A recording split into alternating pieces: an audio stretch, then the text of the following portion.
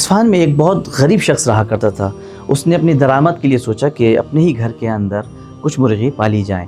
اس نے جب اپنے گھر کا کچھ حصہ کھودا تو وہاں سے اسے ایک ڈائمنڈ ملا۔ بازار میں لے کے پہنچا کہ اسے فروخت کر سکے۔ جواب ملا کہ اس کا کوئی خریدار یہاں نہیں ملے گا، آپ بغداد جائیے۔ بغداد لے کے چلا۔ قبل اس کے کہ بغداد پہنچتا، مولا کائنات امیر المومنین کی خدمت میں نجف پہنچا۔ روزے پہ سلام کرنے کے بعد جیسے ہی پلٹا تو پیچھے سے آواز آئی کہ امام کے روزے پر زری نہیں ہے۔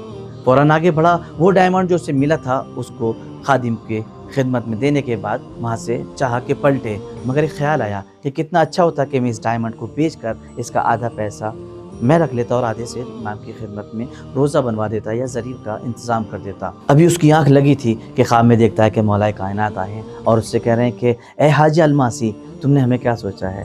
ہم تمہاری مشکل کو تمہاری مشکلات سے پہلے جانتے ہیں اور ان کا حل ہم پہلے سے رکھتے ہیں۔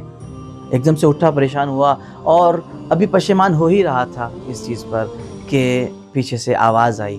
کچھ لوگ آئے ہیں اور آنے کے بعد کہتے ہیں کہ کیا تم ہی فلاں شخص ہو؟ کہتے ہیں ہاں میں ہی فلاں شخص ہوں، کہ تمہارا کوئی عزیز ہندوستان میں جو بہت پیسے والا رئیس تھا وہ مر گیا ہے اور اس کی ساری پراپرٹی کے مالک تم ہو۔ ایک دم سے امام کی خدمت میں ہاتھ جوڑ کے کہتا ہے مولا معاف کیجئے گا، میں نے ایک ادنا سا تحفہ آپ کی خدمت میں پیش کرنے کے بعد اس کے اوپر مایوسی کا اظہار کیا، مگر آپ نے میرے لیے اتنا بڑا انتظام کیا۔ کچھ پراپرٹی ہندوستان میں بیچنے کے بعد واپس آتا ہے اور آنے کے بعد اس سے اپنے شہر کے اندر ایک بہت بڑا بازار خرید کے اپنے نام پہ مشہور کرتا ہے، اور لوگ اب اس کے اصلی نام کی بجائے اسے حاج الماسی کے نام سے یاد کرتے ہیں۔